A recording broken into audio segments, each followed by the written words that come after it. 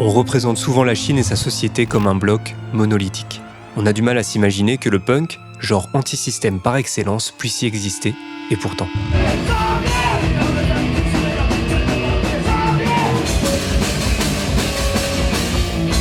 Dans l'ombre des mégalopoles, comme ici à Chongqing, son cri refuse de s'éteindre. Le punk résiste et m'interroge. Car au milieu de cette rage électrique, on rencontre une humanité vibrante. Le punk comme moyen d'exister en tant qu'individu et d'affirmer son identité. Derrière chaque accord de guitare, un message. Et derrière chaque visage, une histoire. Alors loin de tout cliché, j'ai pris ma caméra et je suis allé à la rencontre de cette communauté pour comprendre ce que nous dit le punk sur la Chine d'aujourd'hui.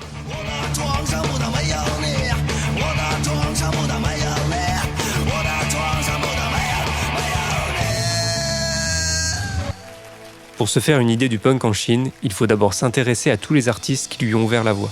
Retour dans les années 80, à Pékin, où le rock chinois émerge. Un rock encore souvent poétique, intellectuel, porté par des figures comme Cui Jian, considéré comme le parrain du rock chinois. En 1986, sa chanson Nothing to My Name, Yi Wu Suoyo, a été le premier morceau de rock original en Chine, brisant les conventions musicales et devenant l'hymne d'une génération en quête d'expression. Il a ainsi ouvert la voie à toutes les musiques rebelles qui ont suivi, y compris le punk. Des messages critiques certes, mais toujours délivrés de manière imagée, intelligente et poétique.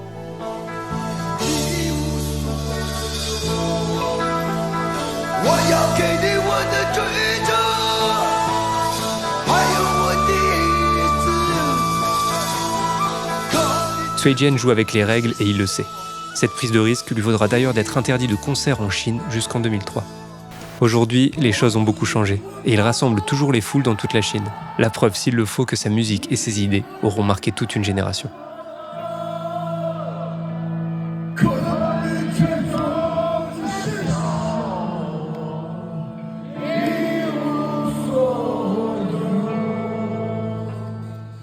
Retour au punk. C'est maintenant le milieu des années 90 et la nouvelle génération veut changer les choses. Fini Cui Jian et ses métaphores, c'est l'heure de se faire entendre, c'est l'heure de faire du bruit. Un bruit qui sera façonné presque par accident grâce à un objet, les dako. Dans des navires venus de l'étranger, des surplus de stocks de musique occidentale, destinés à la destruction, arrivent par tonnes. Les douanes chinoises sont alors chargées d'entailler ou de percer les CD et cassettes pour en empêcher la revente. Mais miracle, ces dako, terme qu'on peut traduire en français par « couper une entaille », restent lisibles, et ça mérite une explication. Du côté des CD, la tête de lecture d'un lecteur commence par le bord intérieur du support, une zone souvent épargnée par la découpe ou le perçage qui ne touche en général que la fin du disque. Résultat, la plupart voire l'entièreté du disque est lisible. Pour les cassettes, 2 cas. Soit la bande est sectionnée et dans ce cas il faut la recoller avec un ruban adhésif très fin, soit la cassette elle-même est déformée, il faut alors réparer ou transférer la bande dans une autre cassette. Dans tous les cas, une grande majorité des titres sont épargnés. Les dako sont une véritable contrebande artisanale et ça c'est punk. Pour les jeunes chinois, ces supports défectueux sont de vrais trésors. Et ces défauts apparents deviennent alors une faille musicale par laquelle toute une génération sera exposée à la musique occidentale. C'est la première fois qu'ils découvrent une plus grande variété de styles musicaux, dont le punk. En écoutant les Ramones ou les Sex Pistols sur ces CD percés et ces cassettes réparées, ils apprennent alors une leçon fondamentale. Pour faire du punk, pas besoin de diplôme. Le punk appartient à tout le monde et tout le monde peut en faire. Maintenant que nous savons comment le punk étranger s'est infiltré en Chine, reprenons son histoire. Nous sommes au milieu des années 90 et le premier groupe de punk pékinois de l'histoire, Under Baby, sort son titre Tous pareils. Et c'est l'étincelle.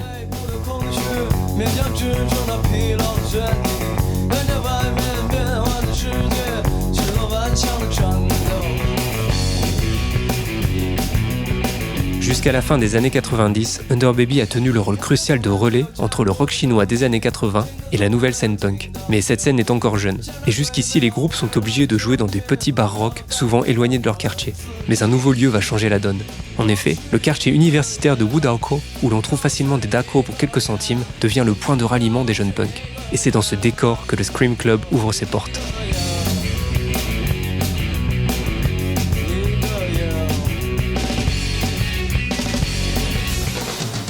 Sur sa petite scène, 5 groupes vont marquer l'histoire du punk chinois.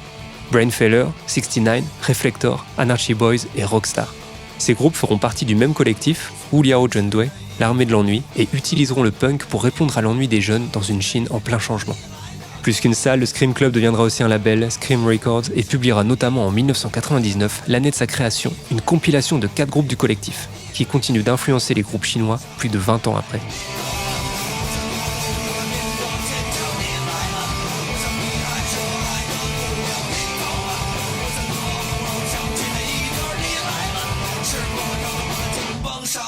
Le Scream Club n'aura existé qu'un an seulement, mais dans l'histoire du punk chinois, c'est une éternité.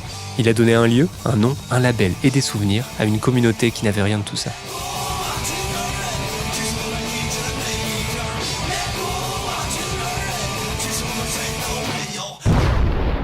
L'an 2000 marque un tournant brutal. La Chine se métamorphose à une vitesse qu'il est difficile de suivre. Les vieux quartiers qui abritaient les clubs punk sont souvent rasés pour laisser place à des buildings neufs. Alors pas le choix. Pour survivre, le punk doit compter sur d'autres communautés déjà établies depuis de nombreuses années, comme celle de Wuhan. Dans cette ville ouvrière et rebelle, et sous l'impulsion de Shen Mingjebing, le punk s'est durci. Nous ne sommes plus dans le simple ennui adolescent, on bascule dans la critique sociale.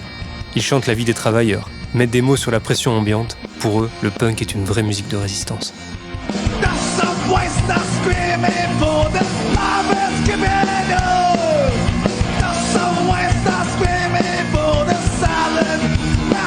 Grâce à ce genre de communauté, Pékin n'est plus le seul foyer punk depuis longtemps déjà. Le mouvement est décentralisé et de plus en plus de festivals punk voient le jour à travers tout le pays. Kunming, Xi'an, Hangzhou, Lanzhou. La communauté grandit, mais partout, le milieu punk fait face au même défi, l'instabilité. Les clubs ouvrent et ferment parfois en l'espace de quelques mois, souvent à cause d'obstacles administratifs. Et pourtant, cette précarité devient leur force, car chaque concert est vécu comme si c'était le dernier. Cette instabilité a forgé une communauté d'une résilience et d'une solidarité absolue, prête à tout pour que la flamme ne s'éteigne pas.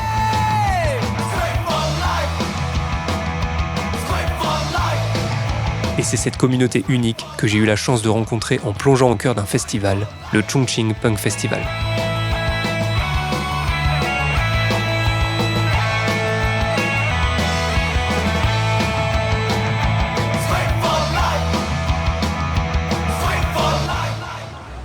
Nous voici enfin à l'intérieur de ce labyrinthe de béton, dans cette métropole verticale, surnommée la ville montagne, où absolument tout est superposé. Un décor pour le moins idéal pour une scène underground. Imaginez un peu, un monde caché sous les ponts, dans les sous-sols des gratte-ciel et des centres commerciaux. Eh bien c'est ici que se tient le Chongqing Punk Festival, l'un des rassemblements les plus intenses du pays.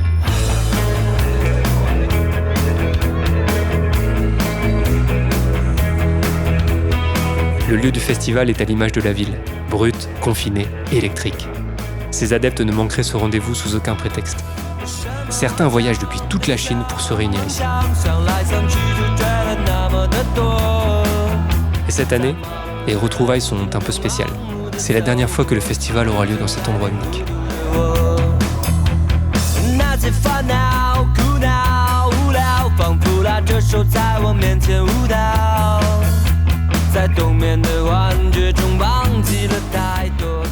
Pour sa 14e édition, le festival a rassemblé une affiche éclectique.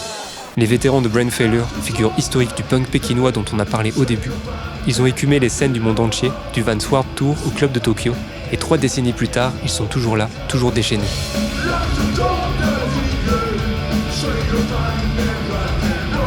Il y a aussi Demi Toys, quatuor féminin et féministe venu de Qingdao, du punk cru, viscéral et Richie du Riot Girl américain.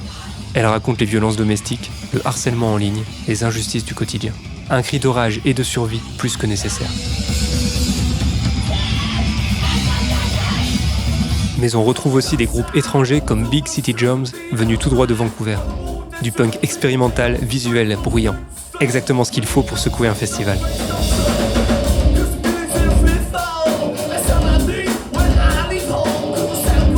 Au total, c'est 14 groupes et autant de visions du punk rassemblées sur une seule scène. Et dans la fosse, la barrière de la langue explose. Le festival est devenu un point de rencontre improbable.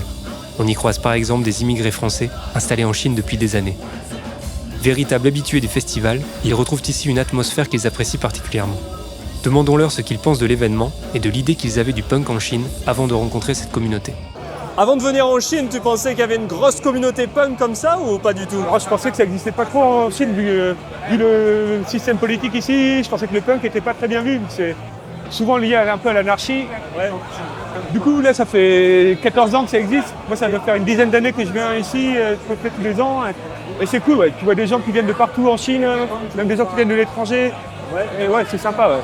Non, ça a été une découverte pour moi une fois sur place. J'ai passé plusieurs années en Chine sans participer à des concerts, faute d'être informé de l'existence de cette scène. Il y a des Français, mais aussi des voyageurs venus d'autres pays, qui s'attendaient à une Chine sage et policée et qui se retrouvent confrontés à une autre réalité. We had some hot spots, we were walking around, and then we saw this crazy place, like people sitting around. I never thought there was like a punk in China. I didn't know it was a thing, so it was crazy actually.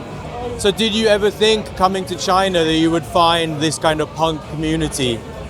Absolutely not. When I first came here, I had no idea where this city was. I just ended up here and I heard about this show that was going on that was like a punk and a hip hop show, and I thought that was just fucking weird.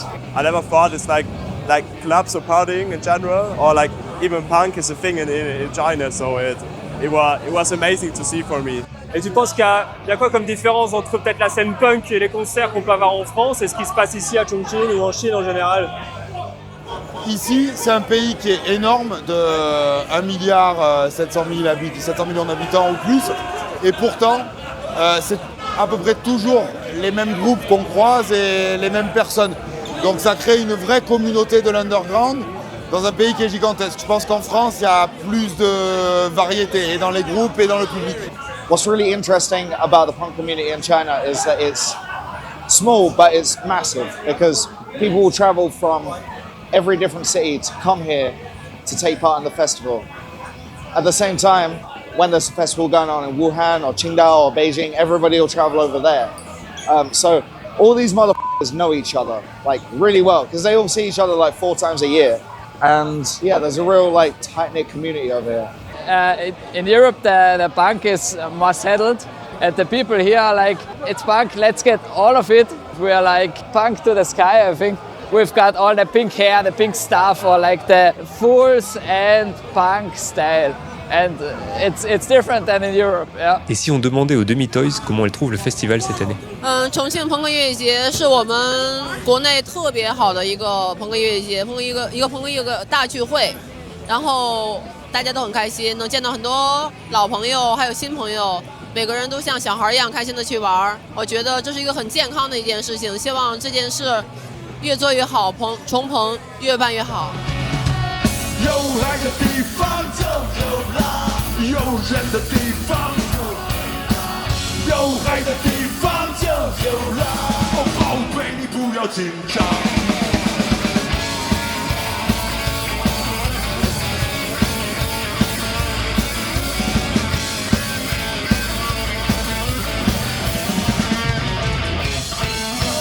所有的人都在幻想中了多少钱，住着什么样的房，开什么样的车。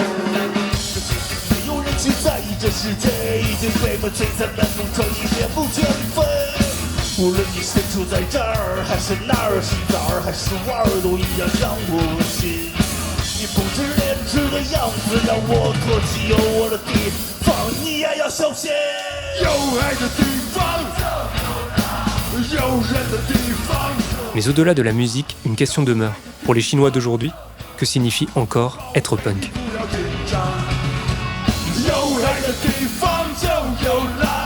Pour toi, c'est quoi être punk?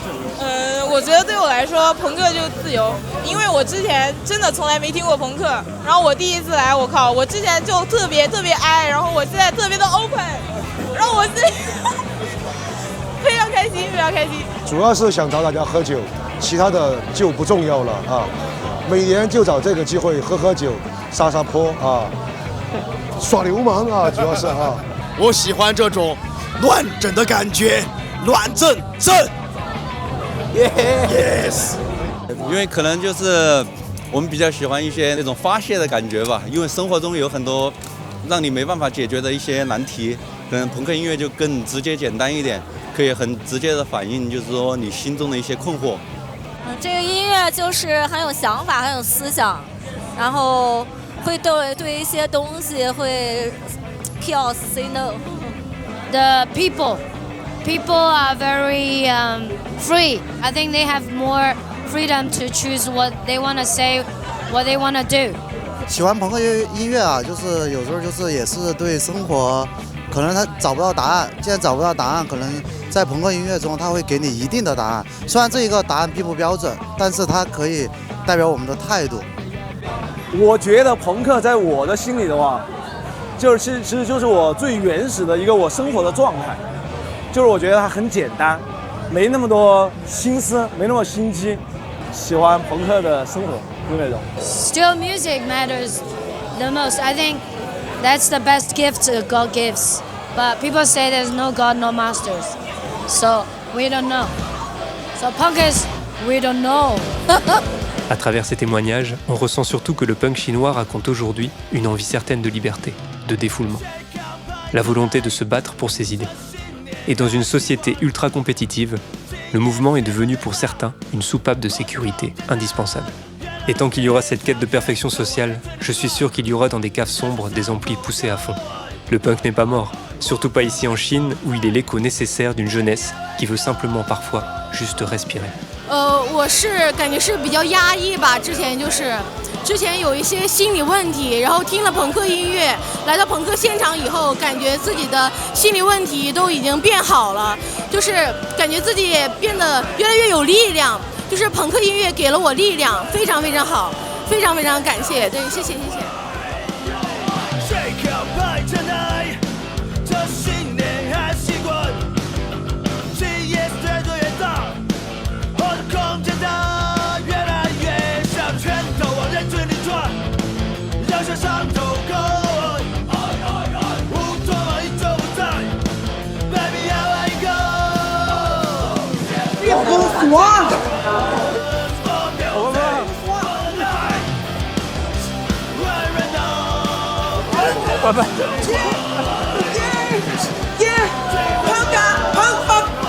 Punk rock forever!